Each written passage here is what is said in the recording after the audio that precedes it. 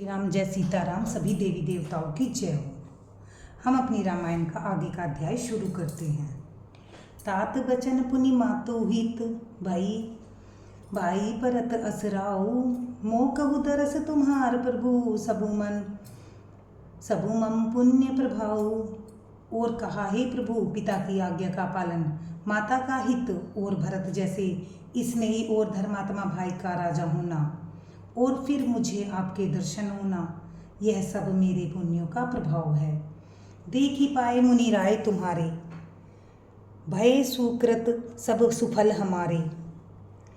अब जह राउ आयुषु होई मुनि उद्वेगु न पावे कोई। हे मुनिराज, आपके चरणों का दर्शन करने से आज हमारे सब पुण्य सफल हो गए, हमें सारे पुण्यों का फल मिल गया।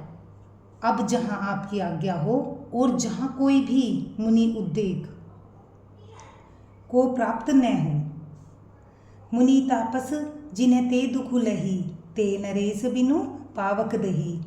मंगल मूल विप्र परितोषु, दही कोटि कुल भूषुर रोषु। क्योंकि जिनसे मुनि और तपस्वी दुख पाते हैं, वे राजा बिना आग के ही अपने दुष्ट कर्मों से ही जलकर भस्म हो जाते हैं। ब्राह्मणों का संतोष सब मंगलों की जड़ है और भूदेव ब्राह्मण का क्रोध करोड़ों कुल को भस्म कर देता है।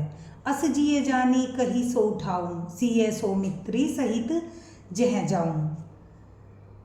तह रुचिर परण तृण साला, बासु करो कछु काला कृपाला।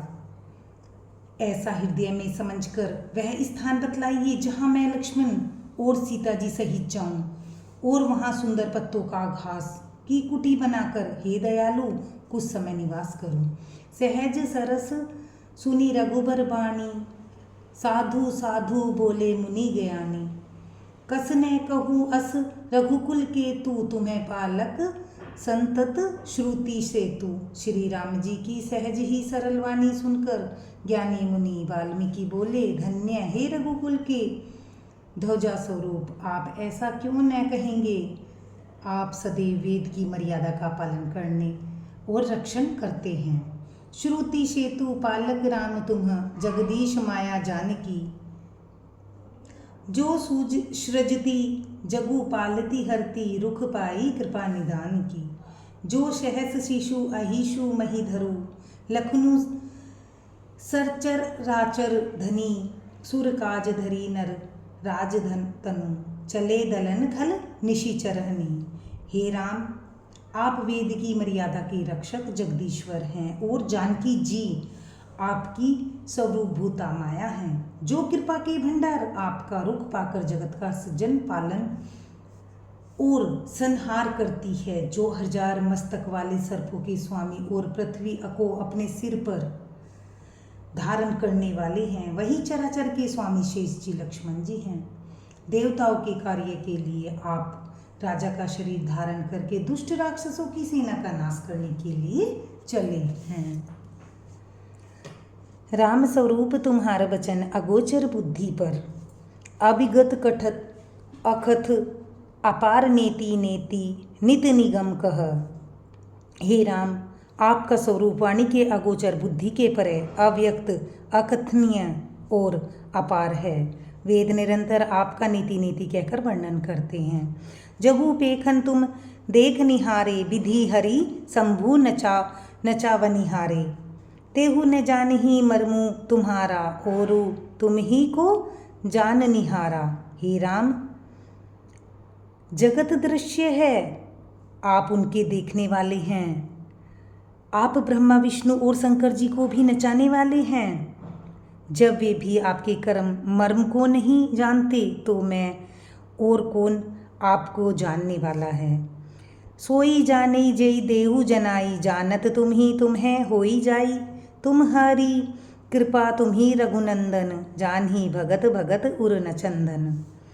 वही आपको जानता है जिसे आप जना देते हैं, और जानते ही वह आपका ही स्वरूप बन जाता है। हे रघुनंदन, हे भक्तों के हृदय के शीतल करने वाले चंदन, आप आपकी ही कृपा से भक्त आपको जान पाते हैं। चिदानंदमय देह तुम्हारी, विगत विकार जान अधिकारी। नर तनु धरेहु संत सुर काजा, कहू कहू करहु जस प्राकृत राजा। आपकी देह चिदानंदमय है, यह प्रकृतिजन्य पंच महाभूतों की बनी हुई कर्मबंध युक्त त्रिदेह विशिष्ट मायिक नहीं है और उत्पत्ति नाश वृद्धि क्षय आदि सब विकारों से रहित है। इस रहस्य को अधिकारी पुरुष ही जानते हैं। आपने देवता और संतों के कार्य के लिए दिव्य नर शरीर धारण किया है और प्राकृत प्रकृति के तत्वों से निर्मित देह वाले साधारण राजाओं की तरह से कहते और करते हैं। धन्यवाद। लाइक करें, सब्सक्राइब करें।